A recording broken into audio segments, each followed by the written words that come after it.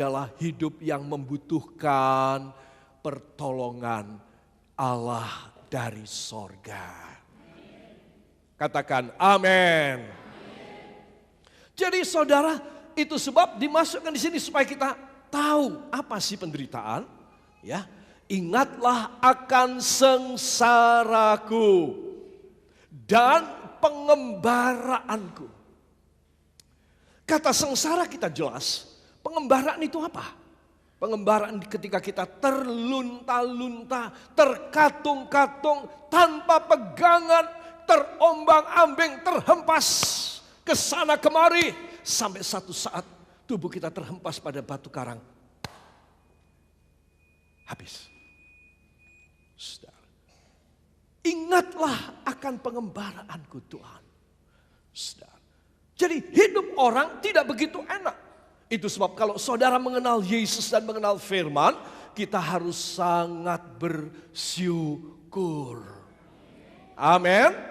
Katakan sangat bersyukur. Karena saya mengenal firman Allah. Amin. Jadi saudara nomor satu kan dekat dengan Allah. Saudara, kelihatannya yang kita baru baca, Ratapan 3 ayat 19 dan 20 ini belum ditundukkan pikirannya kepada Allah. Sehingga dia berkata, Yeremia menuliskan dalam ratapannya, Tuhan ingatlah. Kata ingat berarti Tuhan pikirkan aku. Tuhan pikirkan aku. Itu pertama. Ya. Kemudian dia berkata ayat yang ke-20, jiwaku selalu teringat akan hal ini. Jiwaku selalu teringat, pikiran. Si manusia mengatakan, aku kepikiran. Maaf ya Tuhan, ampuni ya Tuhan. Aku bukan kepikiran tentang Engkau, tapi aku kepikiran tentang hal-hal ini, sengsaraku, pengembaraanku, ipuh dan racun. Pikiranku teringat. Aku selalu kepikiran tentang hal-hal yang di bawah ini. Aku lupa memikirkan tentang perkara sorgawi. Itu sebab judul dari hidup manusia ini adalah ratapan. Jadi kita bisa tahu, kalau kita ingin, Tuhan tolong pikirin aku lagi toh Tuhan. Jangan kau lupakan, ingatlah akan sengsaraku dan pengembaraanku. Saudara, kita tidak bisa memanage pikiran kita untuk ditaklukkan kepada Allah. Kita selalu minta, Tuhan pikirin aku terus, pikirin aku terus, pikirin aku. Jangan lupa, ingatlah akan aku. Semua sengsaraku.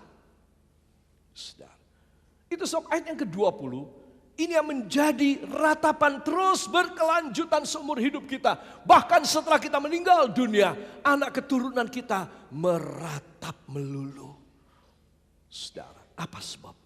Karena kita tidak pernah pikiran tentang rohani. Tolong, mari berkata bersama saya. Tetapi aku tidak sudi diperbudak dan dipres oleh si iblis. Amin. Kita membuat satu proklamasi penolakan. Tetapi aku tidak mau dipres dan aku tidak mau diintimidasi, aku tidak mau diperbudak oleh iblis. Karena aku menaklukkan pikiranku kepada Kristus saja. Amin. Dari sini saja saudara akan mendapat perubahan sejarah. Saya yakin. Cuma tidak saya tulis ayatnya. Dari ini tahap sampai di sini, pengertian saudara sampai di sini, ini pun sudah cukup untuk membuat saudara punya sejarah menanjak dan indah. Katakan menanjak dan indah pada sisa umur saya. Amin. Sebab anak-anak Tuhan, mari perhatikan berikutnya, supaya Tuhan memberikan kepada kita kemenangan melalui menaklukkan pikiran. Katakan pikiran adalah hal vital, penting atau fatal. celaka. Ya, jadi pikiran ini, saudara, bukan bercabang, tetapi bisa kita rubah. Iblis bisa merubah, makanya jangan sampai dia mengotak-atik pikiran kita. Amin. Tetapi kitalah yang mengubahnya. Para kekasih, ingatlah akan sengsaraku. Tolong toh Yesus, tolong kepikiranlah tentang aku. Dan kita sudah minta, Tuhan tolong tahu keadaanku. Aku sekarang tergolek di rumah sakit. Tuhan, aku sekarang tidak punya apa-apa. Tuhan, bahkan orang yang aku percayai sekarang meninggalkan aku. Ya, memusuhin aku dan lain dan lain dan lain. Apa kata kita? Tuhan, ingatlah akan aku. Ingatlah akan sengsaraku. Saudara. Kemudian dari pihak kita juga mengatakan dari ratapan pasal 3 tadi. Jiwaku selalu teringat. Bukan teringat kepadamu Tuhan. Tetapi teringat pada peristiwa. Prahara. Musibah. Duka cita, kemustahilan. Aku selalu kepikiran tentang itu. Jadi enggak ketemu saudara, enggak ketemu. Kita meminta Tuhan mikirin kita. Tetapi kita tidak mikirin dia, kita mikirin persoalan kita, enggak ketemu. Ya, jadi bidang kerjanya beda. Tidak bisa menyatu karena bidangnya lain. Saudara. Itu sebab saya dan saudara, kalau kita menaklukkan pikiran kita kepada Kristus berarti Tuhan, ingatlah akan sengsaraku dan pengembaraanku karena aku selalu teringat akan firman-Mu, aku teringat akan korban-Mu, aku teringat akan kuasa-Mu. Baru nyambung. Maka itu saya dan saudara seringkali kita menyalahkan Tuhan. Menyalahkan ini itu segala macam karena doa kita tak kunjung dijawab. Karena kita itu tidak sama, bidangnya itu tidak sama. Saudara, kita punya medium berbeda. Kita selalu kepikiran tentang persoalan, kesengsaraan. Kita tidak memikirkan perkara rohani. Itu sebab Yesus dalam khotbah pertamanya sudah mengatakan, tetapi carilah terlebih dahulu kerajaan Allah dan kebenarannya, maka semuanya itu akan ditambahkan kepadamu. Percaya apa tidak? Jadi nyambung, jadi satu bidang, satu media dengan Allah. Sehingga kita bisa menerima. Para kekasih, damai, semua katakan damai, berasal dari pikiran yang beriman kepada Yesus.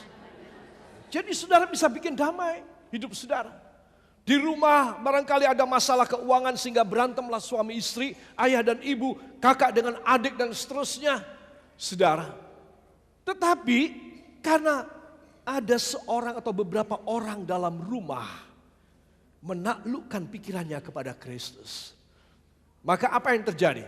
Kata akhirnya apa? Sedang berdebat, sedang bertengkar. Ya sudah, selesaikan semua. Maafkan aku, kita damai. Selesai. Kenapa? Karena saudara menaklukkan pikiran saudara kepada Kristus. Dan saudara cuma punya pikiran, aku mau damai aja. Ya, semua angkat tangan. Saya mau damai saja. Dalam nama Yesus. Selama saya memegang peranan, saya prinsipnya mau damai. Dalam nama Yesus. Terjadi pada saya. Ucapkan terima kasih kepadanya. Terima kasih Bapa, Engkau mengajari kami untuk berdamai dengan Engkau dan berdamai dengan orang-orang lain. Sehingga kami mengalahkan masalah kami hanya di dalam nama Tuhan Yesus Kristus, Juru Selamat dan Penebus kami. Kita yang percaya mengaminkan. Amin. Haleluya. Tuhan memberkati saudara. Kita akan buka Alkitab kita dalam Yohanes 16 ayat 33. Ayat ini luar biasa. 1, 2, semuanya itu kukatakan kepadamu, supaya kamu beroleh damai sejahtera dalam aku. Dalam dunia kamu menderita penganiayaan, tetapi kuatkanlah hatimu. Aku telah mengalahkan dunia. Amin. Tuhan memberkati saudara. Ya, itu sebab pikiran kita tidak boleh diisi dengan hal-hal yang tidak baik. Ya, pornografi, segala caci maki. Saudara, pikiran untuk menjatuhkan pesaing saudara, untuk menarik keuntungan secara melanggar firman dan undang-undang, harus disucikan, dibersihkan, disucikan, dibersihkan. Maka saudara, engkau akan selalu damai dengan Allah. Kalau saudara damai dengan Allah, berkat saudara double. Mari kita akan meneliti ayat ini. Di dalam aku, kamu bisa dapat. Ya, ini saya terjemahkan. Di dalam aku, kamu bisa dapat peace, damai. And good cheer. Good cheer adalah pikiran yang enak, enteng, dan mantap. Katakan good cheer. Good cheer adalah pikiran yang enak, enteng, mantepan. Jadi saudara, engkau tidak memikir panjang untuk mengambil keputusan. Engkau begitu yakin, engkau bisa cepat mengambil keputusan. Ya, good cheer dan damai. Tidak kemerungsung, tidak takut, tidak khawatir. Saudara, itu sebab semua katakan di dalam Yesus saya bisa mendapat damai. Yaitu good cheer. Pikiran yang enak, yang enteng, dan yang mantap. Beri tepuk tangan bagi dia. Haleluya. Saudara, jadi itu sebab saya perlu menaklukkan pikiran saya kepada Kristus. Angkat tangan kanan saudara. Tuhan Yesus, mulai pagi ini saya mau belajar menaklukkan pikiran saya kepada Kristus. Demi nama Yesus, ucapkan terima kasih. Terima kasih Bapa, Engkaulah yang melindungi kami, Engkau yang menguasai hidup kami.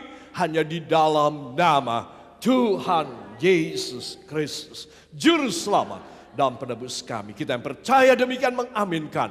Amin.